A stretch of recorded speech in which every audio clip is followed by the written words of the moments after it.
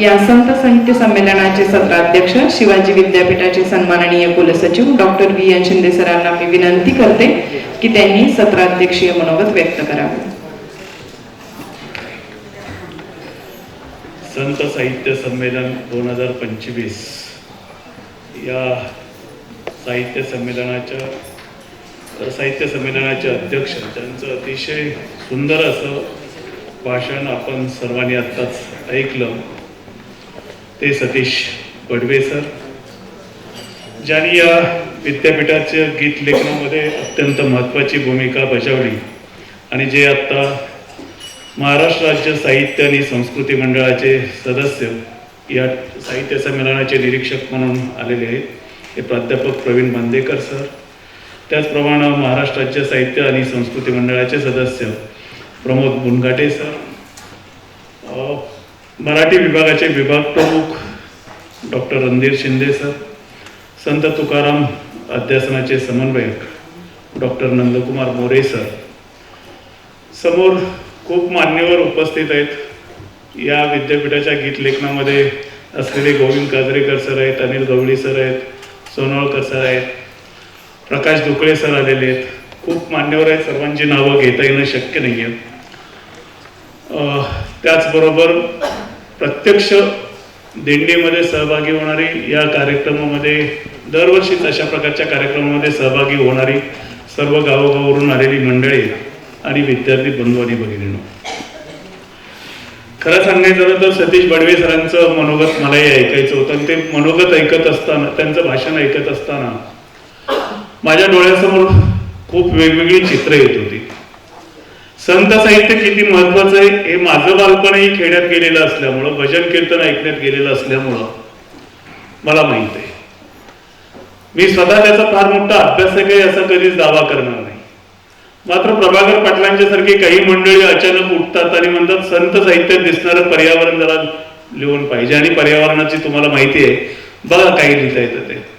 आणि म्हणून संत साहित्याकडे मला लोक ढकलतात आणि मग मी जातो. तर त्याच्यामुळे संत साहित्याशी संबंध थोडाफार का होईना आजही आहे.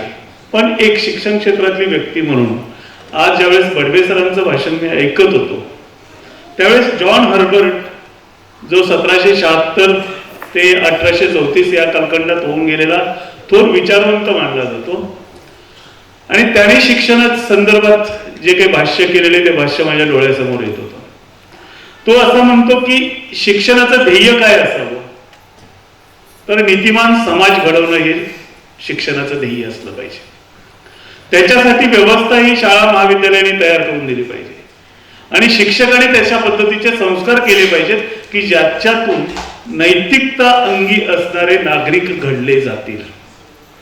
आणि या पार्श्वभूमीवर बडवे सर ज्यावेळेस भाष्य करत होते त्यावेळेस मला आजचं चित्र डोळ्यासमोर येत. आज खरं सांगायचं झालं तर नंदकुमार मोरे सरांनी प्रास्ताविकामध्ये सांगितलं की अंतरीचा दिवा तेवत ठेवण्यासाठी किंवा तो पेटवण्यासाठी संत साहित्य महत्वाचं आहे. मात्र तो स्वार्थाच्या काळोखामध्ये पूर्ण झाकला गेलाय असं मला वाटतं. तो किती झाकला गेलेला आहे याची 2 उदाहरणं थोडक्यात मी सांगणार आहे. जास्त मोठं भाषण करणार नाही, त्यामुळे थोडक्यात कमी शब्दामध्ये नॅरेशन करून मी सांगणार आहे. या स्वार्थामध्ये आपण किती बुडालो हे 3 पिढ्यांच्या कथामध्ये सांगत असतो मी. त्यातल्या पहिल्या पिढीतली मंडळी अशीच एका शेताच्या गावामध्ये कीर्तनाला जातात. कीर्तनामध्ये खूप छान पद्धतीचं विवेचन होतं. त्याच्यातला एक महत्वाचा संदेश जो असतो ते तुम्हाला जे काही मिळतं ते सगळं वरच्याने दिलेलं आहे, आणि त्यामुळं त्याचा एक वाटा त्याच्यातून काढून ठेवला पाहिजे, आणि तो खर्च देवाच्या नावाने केला पाहिजे. देवाच्या नावाने खर्च करायचा म्हणजे काय करायचं, तर आता ज्या तुकोबारायांच्या अभंगाचा उल्लेख झाला त्याच पद्धतीनं जे का रंजने गांजले त्यांच्यासाठी तो भाग खर्च करायचा, म्हणजे तो देवाला पोचतो. फार पूर्वीचा काळ आहे. शेजारच्या गावातली 3 तरुण मुलं ही प्रवचन कीर्तन ऐकायला गेलेली होती. ऐकून रात्री परत निघतात. आजच्या सारखे त्या काळात महामार्ग नव्हते. महामार्गावरच्या दिव्यांनी प्रकाशाचं प्रदूषण पण नव्हतं. पाय वाटेनं जात होते, आणि जाताना कडेनं जाणाऱ्याचा पाय एका ठिकाणी ठेच काढला. ठेचकाळल्याबरोबर खणखण आवाजावरूनच त्यांच्या लक्षात आलं की याच्यात सोन्याच्या मोहर आहेत. त्याने ते उचललं, गटोरं खालचं सोडलं. त्या अंधारातही चमकल्या, कारण त्या काळातलं सोनं प्युअर होतं, शुद्ध होतं. दुसरा म्हणला, अरे आपल्याला सोन्याच्या मोहरा सापडलेत.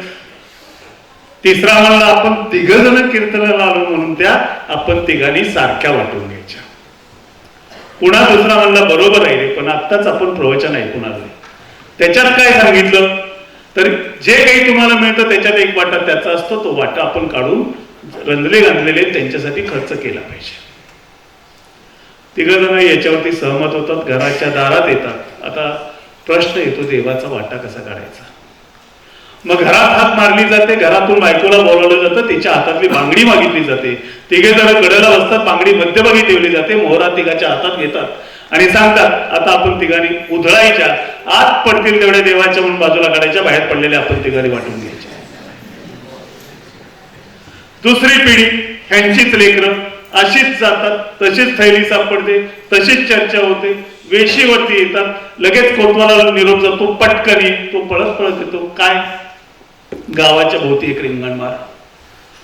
दुसरा विचारतो, रिंगण कशाला, तर म्हणतो देवाचा वाटा काढायचा आहे. तिघांनी मोहरा घ्यायच्या, गावाच्या मध्यभागी असलेल्या चौकात यायच्या, वर उधळायच्या, जेवढ्या त्या रिंगणाच्या बाहेर पडतील तेवढ्या देवाला दान करून टाकायच्या, आत पडलेल्या सगळ्या तिघांनी वाटायच्या.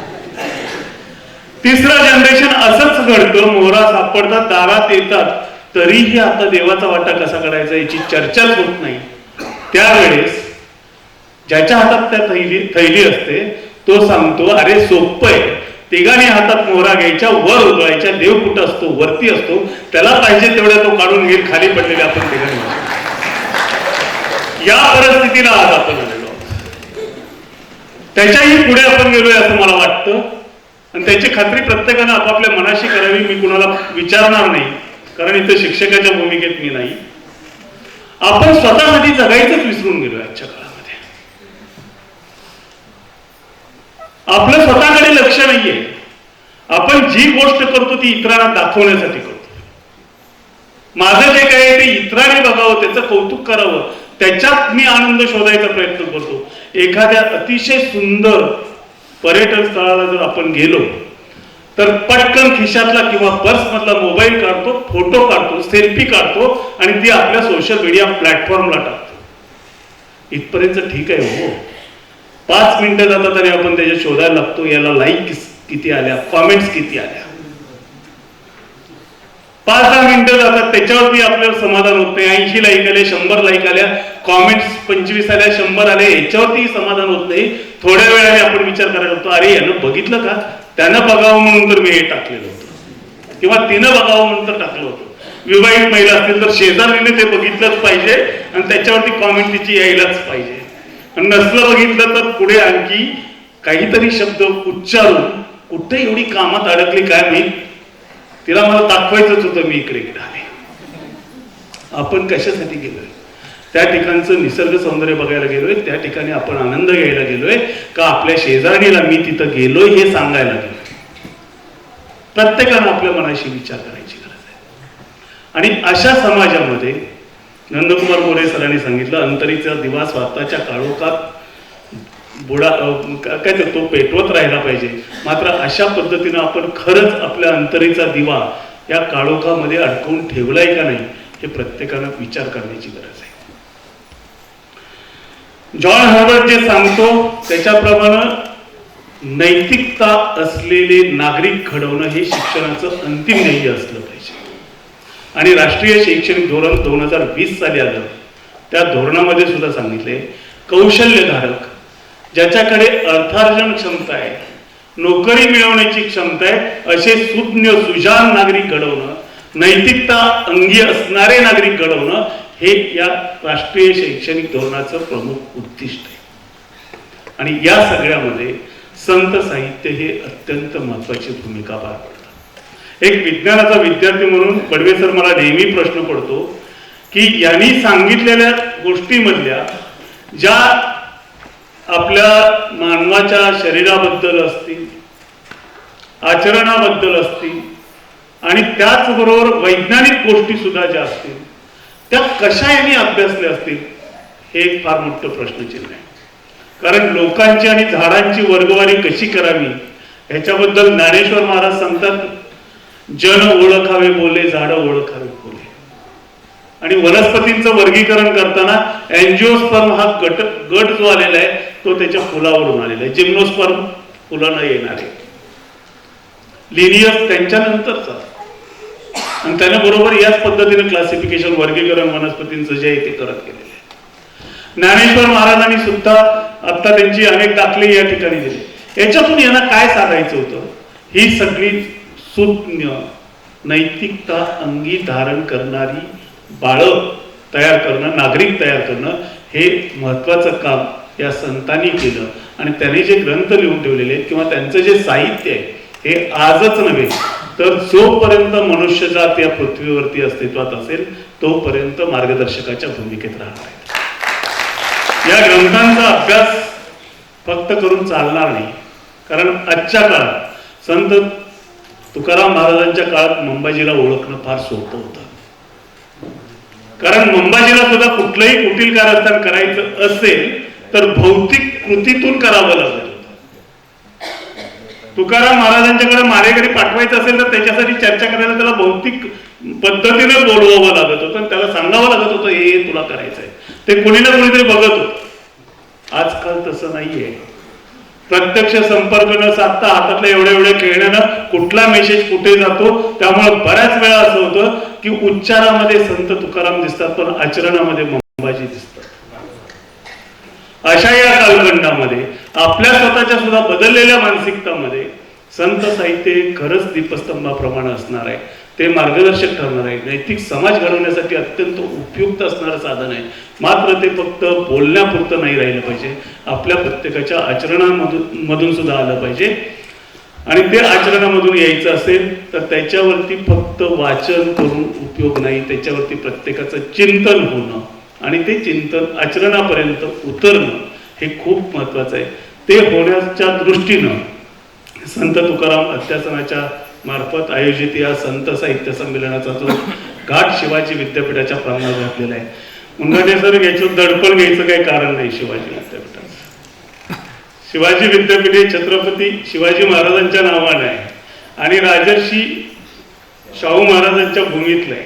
त्यामुळे इथं दडपण घ्यायचं नाही. आणि तुम्ही या विद्यापीठात नेहमी येत असताना तुम्ही या विद्यापीठाशी अत्यंत स्नेहाचे बंध असलेले व्यक्तिमत्व. तर हा जो घाट घातलेला आहे तो घाट प्रत्यक्षात यायचा असेल, संत साहित्यापासून खरंच जर सुज्ञ समाज निर्माण व्हायचा असेल तर प्रत्येकानं एकतरी ओवी अनुभवावी. दररोज एक ओवी वाचली, त्याच्यातला अर्थ समजून घ्यायचा प्रयत्न केला, आठवड्यातून निदान एक ओवी अनुभवायचा प्रयत्न केला तर खूप काही साध्य होईल असं मला वाटतं. मला या संमेलनाच्या उद्घाटन सत्रासाठी निमंत्रित केलं आणि या ठिकाणी बोलण्याची संधी दिली त्याबद्दल मी संयोजकांचे आभार मानतो आणि थांबतो. जय हिंद, जय महाराष्ट्र.